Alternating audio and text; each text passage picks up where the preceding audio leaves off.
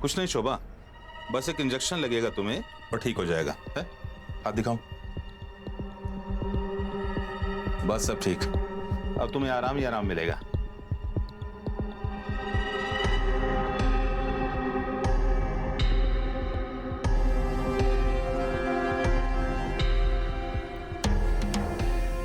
उसके बाद ये हर रोज होता रहा। तो तुमने पुलिस स्टेशन आके कंप्लेंट क्यों नहीं की? हमारी हालत बहुत खराब थी मैम, खाने तक को पैसे नहीं थे। डॉक्टर साहब आते, मुझे पैसे देते थे और उसके बाद मुझे अपने आप से घिन आने लगी। मुझे ये सब बंद करना था सर, इसीलिए मैंने शिकायत पेटी में चिट्ठी डाल दी। तो जब पुलिस आपके दरवाजे आई तो सच क्यों नहीं बोला? डर गई थी सर मैं कि अगले दिन अगर डॉक्टर साहब छूट के आ जाते वो मुझे भी मार डालते। मुझे भी? मतलब? उस रात डॉक्टर साहब ने मुझे क्लिनिक बुलाया था, वहां संदीप सर भी आए थे। डॉक्टर का धर्म होता है जिंदगी देना, जिंदगी लेना नहीं। पर ये तू नहीं समझ पाएगा क्योंकि तू डॉक्टर है ही नहीं। इंक्वायरी की है मैंने तेरी, ये जो डिग्रियां लटकाई हुई है ना, सब फेक है। कौन यकीन करेगा रे तेरा? देव माणूस है मैं, देव माणूस। दफा यहां से, तेरा पैसा पहुंच जाएगा स्टेशन में। अपनी बेटी का बलात्कार कर दिया, उसका यूट्रस निकाल दिया ताकि वो फिर से प्रेग्नेंट ना हो पाए। तू देव मानुस नहीं है, तू राक्षस है, राक्षस। खेलता आ रहा है मैं, राजा ठावले, समझा क्या? अगर ऐसा ही है ना तो तुझे जिंदा रखना सबसे बड़ी गलती होगी।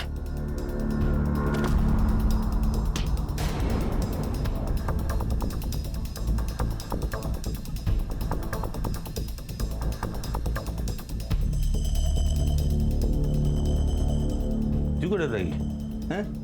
अरे हमारा नहीं है, बेहोश हुआ है बस। तू फोन दे, दे लवकर, दे दे दे। अरे दे। हाँ सुन, राजा बोल रहा हूँ। किसको कॉल किया था उसने? किसको कॉल किया था? पता नहीं, पर बाद में बोला कि घर जाओ। और जब सुबह न्यूज़ देखा तो पता चला उन्होंने संदीप सर को मार दिया था।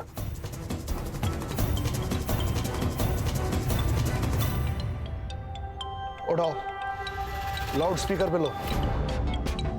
क्लिनिक पर अभी कोई नहीं है, जल्दी आ जाओ अभी तुरंत। चलो उठा के लाते हैं इस देव मानुस को। सर इसको ना मैं ही मारूंगा।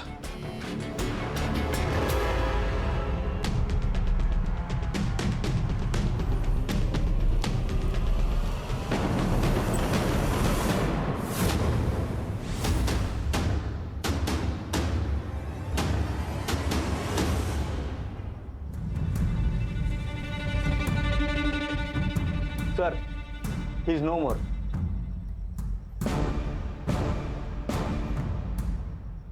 सर लगता है गला घोट के मारा है। अब इसे किसने मार दिया? हर चीज जगह पर है। इसे जिसने मारा है वो जानता था कि शोभा के बयान के हिसाब से संदीप को इन्हीं में से किसी एक ट्रॉफी से मारा गया है। इन ट्रॉफीज को फॉरेंसिक के लिए भेजो Sutar. Yes sir. Sir Raja ने शोभा को कॉल किया था और उसके 2 मिनट बाद इस सेल पर और एक फोन आया था। किसका? मकरंद का। हेलो, ओके ठीक है सर।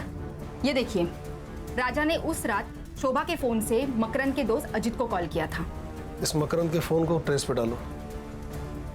सुधार, बॉडी को पोस्टमार्टम के लिए भेजो। उस रात राजा ने शोभा के फोन से अजीत को फोन किया। अजीत का फोन मकरंद ने उठाया क्योंकि अजीत और मकरंद दोनों साथ थे और मकरंद यहां उसकी मदद करने आ गया। सर, मकरंद की लोकेशन मिल गई है। प्लीज मुझे मत मारो मकरंद, प्लीज मत मारो। दूरी तो भेज रहा हूँ तुम्हें मैं, तुम्हारे बाबा के पास। मुझे जो चाहिए था वो तुम दे नहीं सकती, और तुम्हारे बाप से जो चाहिए था वो मुझे मिल चुका है। अब तुम्हारा जिंदा रहने का कोई भी मतलब नहीं है। हाँ, अगर मुझे और कविता को खुश रहना है।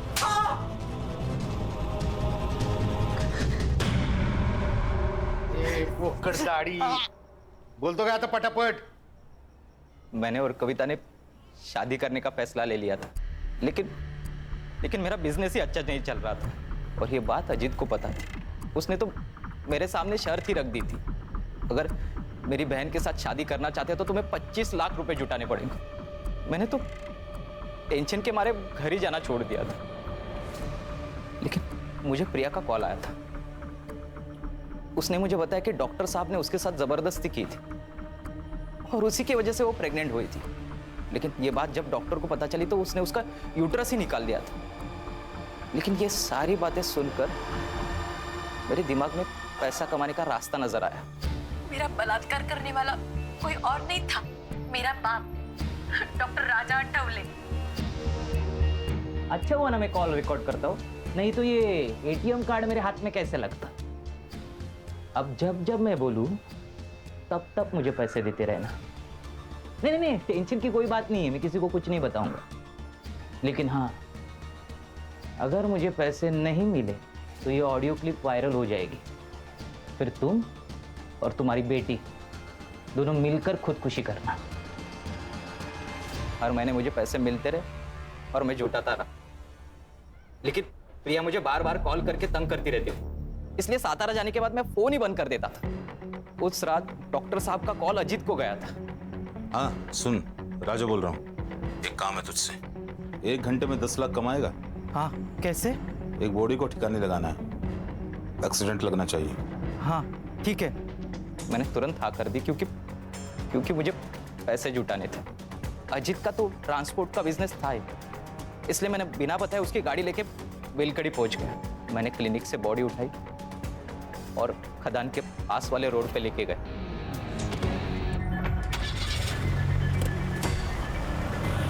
मैं वहां से सातारा लौट गया। सुबह जब मैं बेलकड़ी पहुंचा तो मुझे पता चला कि वो एक पुलिस वाला था। जलगांव के बेलकड़ी गांव पुलिस चौकी के पीएसआई संदीप गवई की बेरहमी से मौत हो चुकी है। डॉक्टर साहब ने मेरे साथ बहुत बड़ा गेम खेला था, उसकी आइडेंटिटी मुझसे छुपा कर रखी थी। डॉक्टर राजा तुझे बाद में भी पैसे देता था ना, सोने का अंडा देने वाली मुर्गी को मार क्यों दिया? मुझे टिप मिली थी। डॉक्टर साहब ने अपनी जमीन बेचकर 3.5 करोड़ रुपए जमा किए थे, लेकिन जो खरीदार था उसकी एग्रीमेंट होने से पहले ही मौत हो चुकी थी, तो बेसिकली ये पैसा ब्लैक हो चुका था। मैंने सोचा क्यों ना पैसा ये मेरा हो जाए, इसलिए मैंने वो पैसा डॉक्टर साहब से कैसे निकालूं ये प्लान बनाया। मकरंद, मैं तुम्हें 10 लाख रुपए दूंगा, 1 लाख रुपए एक्स्ट्रा भी दूंगा। अरे नहीं चाहिए तुम्हारे 10 लाख, मुझे तुम्हारे 3.5 करोड़ रुपए चाहिए। 3.5 करोड़?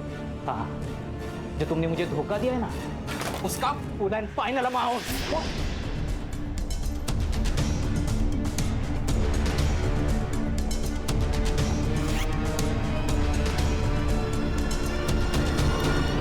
प्रिया को क्यों मारना चाहता था? डॉक्टर साहब की मौत की तलवार मेरे सर पर हमेशा रहती थी, इसलिए उन दोनों को मारकर उनकी मौत में सुसाइड बता देता, और ऑडियो क्लिप वायरल करने के बाद ये बात साबित ही हो जाती, फिर मैं और कविता आराम से जिंदगी बिता पाती। बहुत सपने देखे तूने, बाकी के सपने अब जेल में देखना। कहा था ना तुझसे, तुझे इलाज की जरूरत है, तो जैसों का बस यही इलाज है। चल चल चल चल चल चल छोड़ दो, चल। इस केस में आरोपी मकरंद मस्का मत लगाओ। आना है मतलब आना है। ये देखो, मेरा बेटा आ गया। आप लोग नहीं आएंगे ना तो ये शादी के फेरे भी नहीं लेगा। तू यहाँ भी शुरू हो गई। अरे सॉरी, आप प्लीज तू चल घरी। अरे मी नाही बोलत होते, नितीन सर हळदीला पण यायचं। अरे मला सांगू दे, असं काय करतो तू? संदीप ऐसे किसी केस में इन्वेस्टिगेशन कर रहा था जिसमें उसकी जान को खतरा हो? नहीं सर, पर हाँ, वो प्राइवेटली कुछ ढूंढ रहा था, उसके बारे में मुझे कुछ नहीं पता। हाँ सर, 3 महीने पहले सर का यहाँ पोस्टिंग हुआ था, तब से मैं उनके साथ हूँ, लेकिन मुझे भी पता नहीं चला कि वो आखिर ढूंढ क्या रहे हैं। नितिन, तुम्हारे हिसाब से संदीप ऑनेस्ट, स्ट्रिक्ट और उसूलों वाला इंसान था, फिर ये लुका छिपी क्यों? ऐसा कौन सा केस था जो उसने तुम्हें बताना भी जरूरी नहीं समझा? सर, कल कल शाम 7:30 बजे प्रिया साठे नाम के किसी लड़के ने संदीप को कॉल किया था। मैंने कॉल लॉग चेक किए तो पता चला कि पिछले 4 दिनों से उनकी कंटिन्यूअसली बातें चल रही थी। संदीप के फोन की पूरी CDR मुझे चाहिए। जी सर। कौन है प्रिया साठे, जानते हो? हाँ सर, उन दोनों के बीच कुछ तो था, पर क्या था वो मुझे पता नहीं। उस दिन मैंने उसे पहली बार देखा था। प्रिया, कहाँ पे गाड़ी थामो।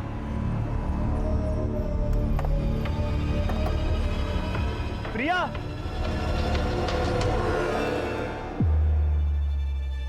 मैंने सर से पूछा कि वो लड़की कौन थी, तभी उन्होंने मुझे बताया कि वो उनके कॉलेज की पुरानी फ्रेंड थी।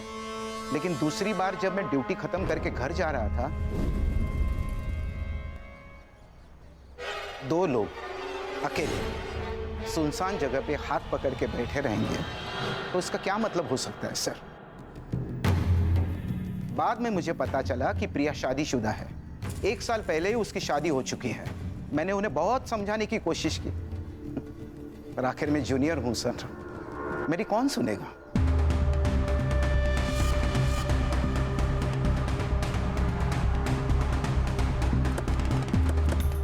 तुम्हारा संदीप के साथ क्या रिश्ता था? हम कॉलेज के दोस्त थे। कॉलेज के बाद किसी से कांटेक्ट नहीं था। हम दोनों भी अभी कुछ हफ्तों पहले ही मिले थे। तुम्हारे पति को पता है तुम्हारे और संदीप के बारे में? नहीं, मैंने उन्हें कभी नहीं बताया। क्यों? क्योंकि मुझे जरूरी नहीं लगा। संदीप और मैं दोस्त है, इससे आप लोगों को क्या प्रॉब्लम है? मैडम, जब दोस्त का मर्डर हो जाएगा तो सवाल उठेंगे और प्रॉब्लम भी होगी। लेकिन मुझ पर क्यों? हो सकता है कि आप दोनों का रिश्ता दोस्त से बढ़कर था और आप दोनों के इस रिश्ते के बारे में आपके पति मकरंद को इस बात का पता चल गया और उसने गुस्से में आकर संदीप का खून कर दिया। ये आप क्या बोल रहे हो? धोखा अक्सर मतलब पूरा होने के बाद ही दिया जाता है। ऐसा कौन सा मकसद था मैडम जो संदीप ने पूरा कर दिया था? बंद कीजिए ड्रामा। संदीप मेरे भाई की तरह था। तो आपके भाई साहब के बारे में आपके पतिदेव को आपने क्यों कुछ नहीं बताया? क्यों सब छुपा के रखा? म्हणजे काहीतरी होतच ना। ऐसा कुछ नहीं है। मकरंद से मैं प्यार करती हूँ और हम दोनों खुश हैं। करता क्या है ये मकरंद? जी, उनका दाल चावल का होलसेल का बिजनेस है और उसी सिलसिले में उनका जलगांव जाना होता है। मोबाइल नंबर दीजिए उनका। सर, मुझे तो लव ट्रायंगल की बू आ रही है। लव ट्रायंगल में किसी एक का मरना तय है, ये तो इतिहास में लिखा हुआ है। सुधार, इस मकरंद और संदीप के बारे में सारी डिटेल पता करो। और रश्मि, प्रिया के बारे में सब पता करके बताओ। सर, ये प्रिया तो डॉक्टर राजा आठवले की बेटी है। अरे राजा साहब, आप क्या हुआ? क्या हुआ तुम्हें नहीं पता? जब जनता का सेवक ही जनता की सेवा ना करे तो मुझे तो आना ही पड़ेगा ना। ये मंजरी है, इसके पुरखों की जमीन को एक लोकल गुंडा हड़पना चाहता है। इसने कंप्लेंट दी पर तुम लोगों ने कोई एक्शन नहीं लिया। दरअसल राजा साहब, वो हुआ ये कि क्या क्या वो क्या मतलब? ये विधवा है तो इसकी कंप्लेंट को तुम सीरियसली नहीं लोगे? ये मत समझना कि अकेली है, इसका भाई अभी जिंदा है, राजा अठावले। और सुनो, अगर कल तक उस रघु का तुमने कोई बंदोबस्त नहीं किया ना तो परसों बिना बताए अपना रेजिग्नेशन डाल देना। रश्मि, ये तो एक अलग ही एंगल निकल के आ गया। कहीं ऐसा तो नहीं कि प्रिया के पिता डॉक्टर राजा अठावले को संदीप और प्रिया के बारे में पता पड़ गया और उसने गुस्से में आकर संदीप को मरवा दिया? सर, कहने को तो बहुत कुछ हो सकता है, लेकिन हम उस पर डायरेक्ट डाउट नहीं ले सकते। बड़े चाहने वाले हैं उसके। सर, अगर वो इन्वॉल्व है तो पूरे सबूत के साथ जाना पड़ेगा। कहाँ है इस डॉक्टर साहब और देव मानुष का क्लिनिक? आ जाओ। सर, आप निकल रहे हैं? हाँ, आज थोड़ा लेट हो गया। वो मैं आपके लिए मच्छी करी लेकर आई थी। अरे वाह, मतलब तुम्हें मेरा वीक पॉइंट मालूम है कि मुझे मच्छी करी बहुत पसंद है, वो भी तुम्हारे हाथों की। तो ठीक है, थोड़ा लेट और सही। एक काम करो, तुम प्लेट्स लगाओ, मैं हाथ धोकर आता हूँ। ठीक है?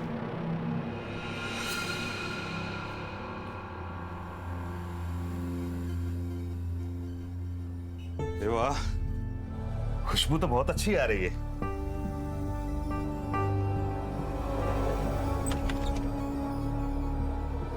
अरे भाई को आना, देख रुक्मिनी फिश फ्राई से लेकर आई है। ताई, या ना, मैं आपके लिए भी प्लेट लगाती हूँ। रहने दो रुक्मिनी, इतने प्यार से जिनके लिए लाई हो उन्हीं को खाने दो, कहीं कम ना पड़ जाए। क्या बोले जा रही हो? पागल हो क्या? आप क्यों भूल जाते हैं कि आपका एक घर है, बीवी है परिवार है जो आपके लिए वेट कर रहा है, पर आप हमारी परवाह किए बगैर यहाँ एक पराई औरत के साथ खाना खा रहे हैं।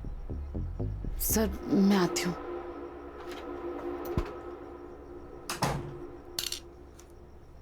मेघा, बोलने से पहले सोच तो लिया करो। वो एक विधवा है, उसकी कोई फैमिली नहीं है। अपने पैरों पर स्टैंड हो जाए इसलिए मैंने उसे नौकरी दी, इज्जत की जिंदगी दी। तो तुम हम दोनों के बारे में, शर्म आती है मुझे तुम्हारे ऊपर। तो क्या कहूँ, सुबह क्लिनिक के लिए जल्दी चले जाते हो, रात में लेट आते हो। पेशेंट होते हैं मेघा, इसलिए देर हो जाती है। गंद भरा है तुम्हारे दिमाग में, निकालो से बाहर।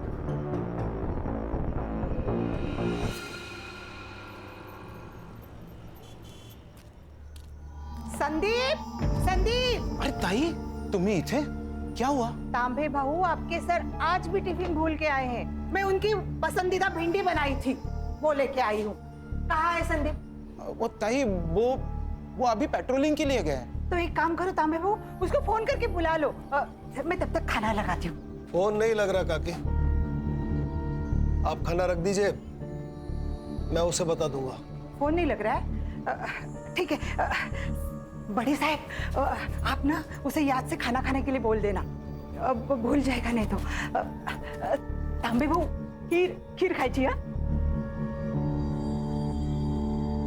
सर, आपने झूठ क्यों बोला?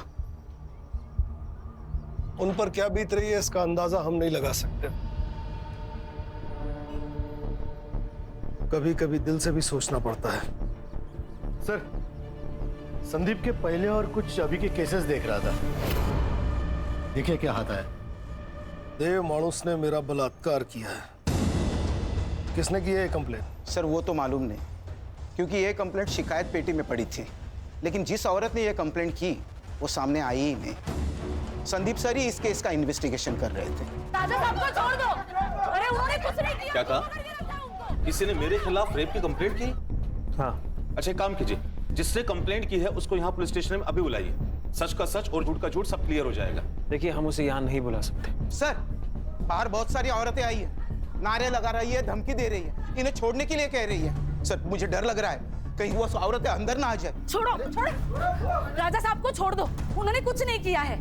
ऑफिसर, मेरे पति को सब लोग देव मानुस कहते हैं और आप उन्हीं पर गलत इल्जाम लगा रहे हैं। देखिए, मैं सिर्फ अपना काम कर रहा हूँ। इनके खिलाफ कंप्लेन आई है तो इंक्वायरी के लिए इन्हें यहाँ बुलाना पड़ा। इंस्पेक्टर साहब बिल्कुल सही कह रहे हैं। तुम सभी लोग बाहर जाओ, चलो बाहर जाओ, चलो। इंस्पेक्टर साहब, पूछिए, आपको जो कुछ पूछना है। पूछताछ हुई पर कुछ हाथ नहीं लगा। जिस लड़की ने कंप्लेंट की थी वो सामने आई ही नहीं। और फिर केस बंद हो गया। क्या करें सर, इस शहर के आधे लोग डर की वजह से कंप्लेंट ही नहीं करते। ये भी तो हो सकता है कि तुम जैसे डर कह रहे हो हालात वही हो। लेकिन सर, ये भी तो हो सकता है कि वो कंप्लेंट ही झूठी हो। मेरा मतलब है, हर अच्छा काम करने वाले आदमी के दुश्मन भी बहुत सारे होंगे। और सर, आजकल तो हर कोई लड़की ये कहती है कि मेरा रेप हुआ है। क्या बात कर रहे हो सिद्धार्थ? कोई लड़की ऐसा झूठ नहीं बोल सकती, उसके लिए बहुत बड़ी बात है। रश्मि मैडम, फेक एलिगेशंस के कितने केस आते हैं हमारे पास, और इन लड़कियों के फेक एलिगेशंस की वजह से कितने ही लड़कों की जिंदगी बर्बाद होते हुए देखी मैंने अपनी आंखों से। इसका मतलब है हर लड़की झूठी है? मैंने ये तो नहीं कहा ना, मैंने तो बस इतना कहा कि हर लड़की सच्ची नहीं होती, बस। देखो तुम ज्यादा बस साला, हर जगह शुरू हो जाते हो। जब से इंक्वायरी शुरू हुई है तब से इस देव मानुस का नाम दूसरी बार आया है। इसकी और इसके फैमिली की पूरी कुंडली चाहिए मुझे। Yes sir. ये लो। वाओ, कैसे लगे? बहुत खूबसूरत है बाबा। अभी कहाँ खूबसूरत, ये दिखाओ। खूबसूरत तो अब लगेंगे बेटा। अच्छा बताओ, कॉलेज कैसा चल रहा है तुम्हारा? कॉलेज? आई को क्या हुआ? आई, क्या हुआ तुझे? तू ऐसे गुस्सा होकर क्यों आ गई आई? अरे कुछ नहीं हुआ, ये तेरी आई मुझसे गुस्सा है। क्या है ना, उससे लगता है कि मैं तुझे टाइम नहीं दे पाता। आई, ये सब बाबा अपने लिए ही तो करते हैं ना, सब इन्हें देव मानुस बोलते हैं, पर मेरे लिए तो मेरे बाबा एकदम सुपर हीरो जैसे हैं। सुनामेगा? तुझे कॉलेज के लिए लेट नहीं हो रहा है? ओ हाँ, मैं बैग लेकर आई। तू अच्छे से पढ़ाई करेगी ना? मैं तेरा एडमिशन मुंबई के सेंट मेरी कॉलेज में कराऊंगी, फिर तू मुंबई में रहेगी और वहीं से पढ़ाई करेगी। अरे दीदी, लेकिन उसके लिए तो कितने सारे पैसे चाहिए ना, हम कहाँ से लेंगे इतने सारे पैसे? तो उसकी चिंता मत कर, मैं मैनेज कर लूंगी, बस तू पढ़ाई पे ध्यान देना। और चाहिए? नहीं दीदी, बस हो गया।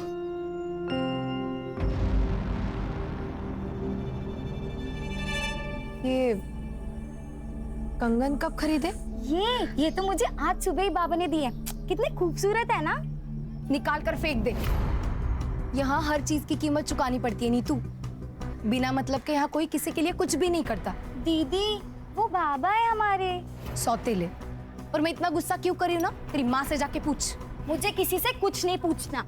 तू जलती है मुझसे क्योंकि बाबा ने तुझे कुछ गिफ्ट नहीं दिया, मुझे कंगन दिए, इसलिए जा रही हूँ मैं। नीतू, नीतू बात सुन मेरी। नीतू,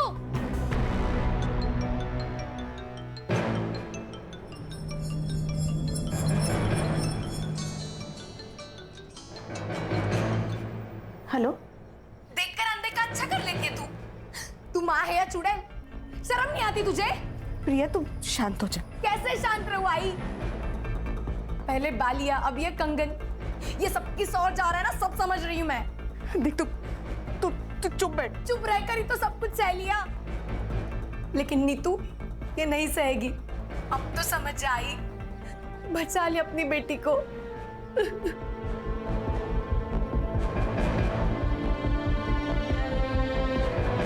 सर, पोस्टमार्टम रिपोर्ट के अनुसार संदीप की मौत रात को 11 से 3 बजे के बीच हुई।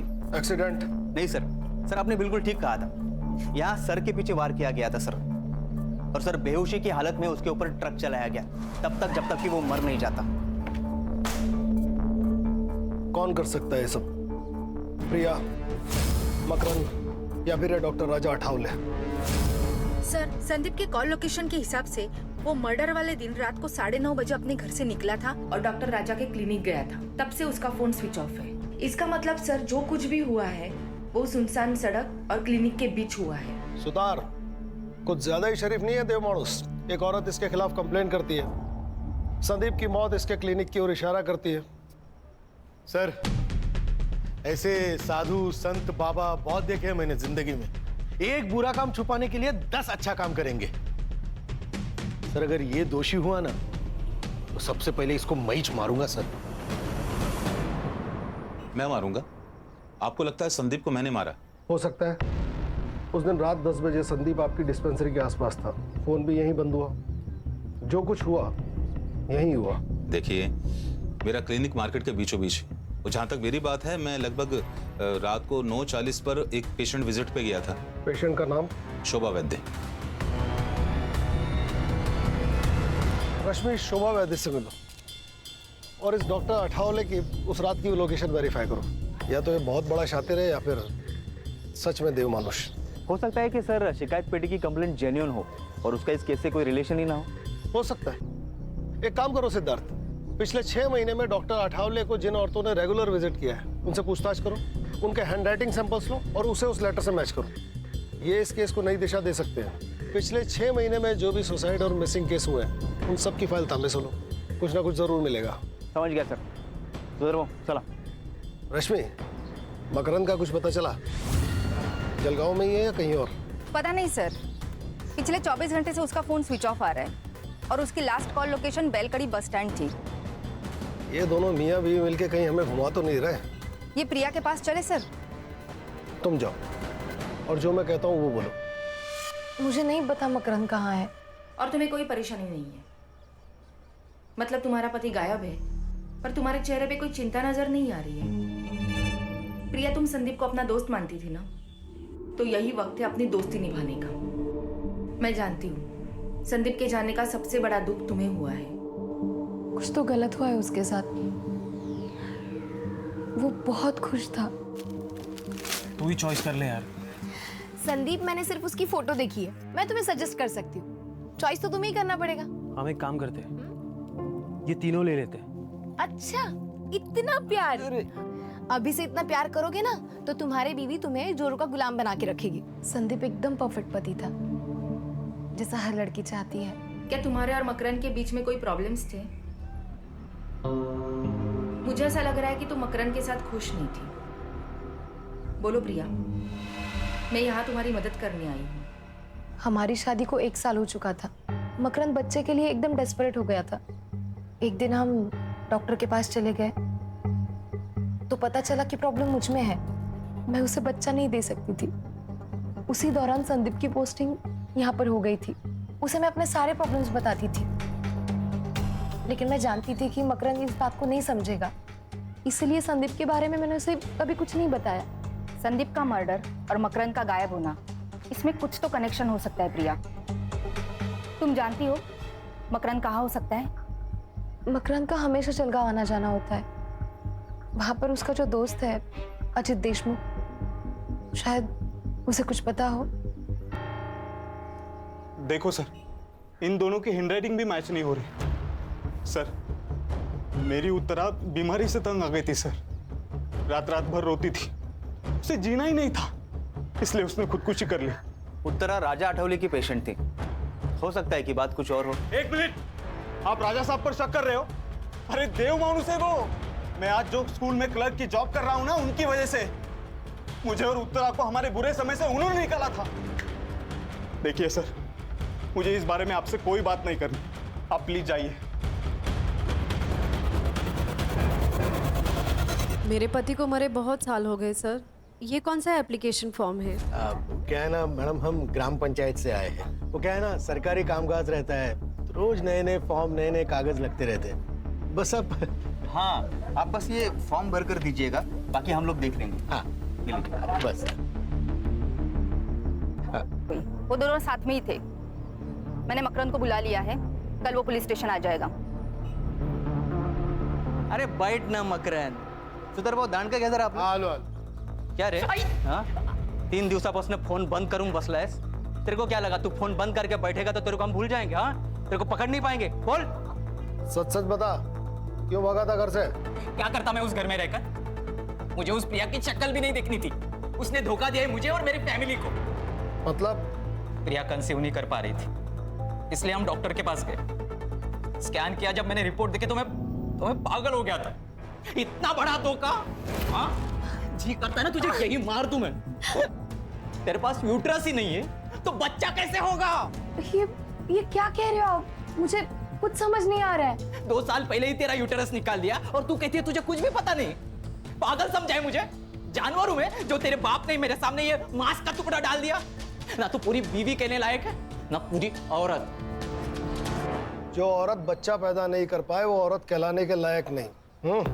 तो जैसे लोगों के लिए अलग अस्पताल होना चाहिए, इलाज की जरूरत तुझे है. देखिए सर, ये सारी बातें है ना आपकी शहर में ठीक है, लेकिन हमारे यहाँ शादी के बाद अगर बच्चा ना हो तो वो शादी नहीं मानी जाती. अच्छा, तो अधूरी शादी को पूरा करने के लिए अफेयर किया तूने? क्या बकवास कर रहे हो आप? ये सब अरे सर रहने दीजिए. अरे मैं देखता हूँ ना इसे. अरे बकना आगे और उसके बाद उल्टा जवाब दिया ना समझ लेना. बताता हूँ. प्रिया से दूर रहने के लिए मैं मेरे दोस्त अजीत के पास सातारा में रहने गया. वहाँ मेरी मुलाकात अजीत की बहन कविता से हुई. हम दोनों एक दूसरे से प्यार करने लगे और हमने शादी करने का फैसला किया. मुझे प्रिया से और प्रिया की फैमिली से कोई दुश्मनी नहीं है. बस मुझे खुश रहना है. तू जानता था संदीप और प्रिया की दोस्ती के बारे में? अगर मुझे उन दोनों पर शक होता तो सबसे पहले मैं प्रिया को मार देता, संदीप को नहीं, क्योंकि प्रिया ने मुझे फंसाया है, संदीप ने नहीं. अगर उन दोनों में कुछ होता भी ना तो सबसे बड़ी खुशी मुझे होती. जान तो छुट्टी उस प्रिया से. ठीक है जा. और सुन, कितना भी जरूरी काम हो, बेल कड़ी छोड़ के जाने की गलती मत करना. ठीक है सर. मकरंद सच कह रहा है. मैंने उसकी जिंदगी खराब की है, लेकिन मुझे सच में नहीं पता था कि मेरा गर्भाशय निकाला गया है. तुम जानती हो ये मुमकिन नहीं है. मतलब तुम्हारा ऑपरेशन हुआ और तुम्हें पता ही नहीं चला?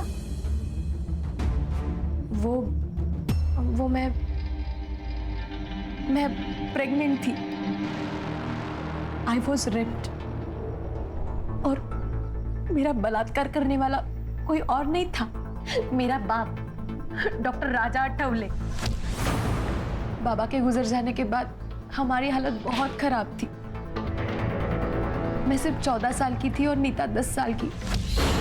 हमारे खातिर आई ने दूसरी शादी की, लेकिन एक रात मैंने देखा वो डॉक्टर मेरी आई के साथ बलात्कार कर रहा था. एक मिनट, बलात्कार? हाँ, वो आदमी राक्षस से कम नहीं है. सेक्स के लिए पागल है वो। मेरी आई को तकलीफ में देखकर उसे मजा आता था।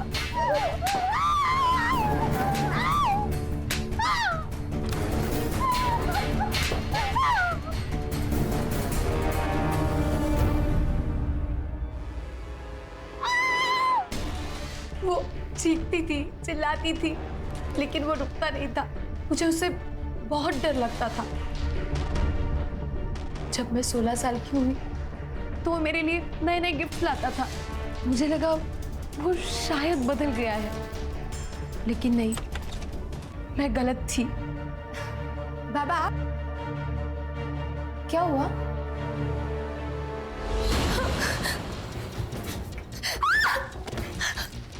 बाबा छोड़ो मुझे! छोड़ो! तुम्हारी माँ को ये सब पता था? हाँ, फिर भी वो चुप रही। मुझे पता है ये सब बहुत गलत है, पर अगर डॉक्टर साहब ना होते तो हम किसी रोड पे खड़े होते और आता जाता हर कोई तुम्हारी इज्जत से खेलता। यहाँ पे तो बस एक ही भी तुझे पुढे हाथ जोड़ते। किसी से कुछ मत कहना, कुछ मत कहना। फिर 2 साल मेरे साथ ये रोज होता रहा। जब मैं प्रेग्नेंट हुई तो आई ने मेरे अबॉर्शन के साथ मेरा गर्भाशय में निकलवा दिया, और ये बात मुझे मकरंद से पता चली। बहुत गुस्सा आया था मुझे। क्यों आई, क्यों? मुझे लगा था शादी के बाद मेरी तकलीफ कम हो जाएगी, लेकिन तूने मेरी शादी भी तोड़ दी। मकरंद मुझसे अलग होना चाहता है, मैं क्या करूं? हाँ, फिर से तेरे पास आके रहूं और बार बार तेरा पति मेरा रेप करे? यही चाहती है ना तू? यही चाहती है ना?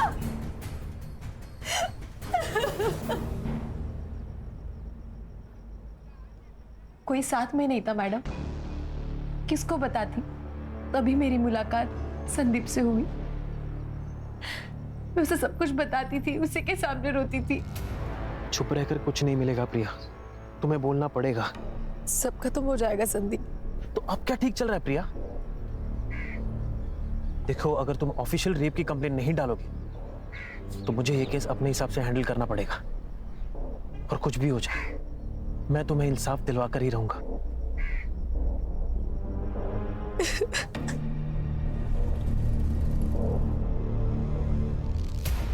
वो मुझे इंसाफ दिलाना चाहता था। इसके पहले ही संदीप कुछ करता, किसी ने डॉक्टर के खिलाफ रेप की कंप्लेंट शिकायत पेटी में डाल दी। केस फाइल हुआ, लेकिन हुआ कुछ नहीं। इसलिए मैंने उसको सब सच सच बता दिया। डॉक्टर राजा आठवले असल में डॉक्टर है ही नहीं। आई ने मुझे बताया था कि वो सतारा में लैब टेक्नीशियन था। 12 साल पहले वो जलगांव आया और फिर उसने डॉक्टर की प्रैक्टिस की है। संदीप इसी की इन्वेस्टिगेशन कर रहा था।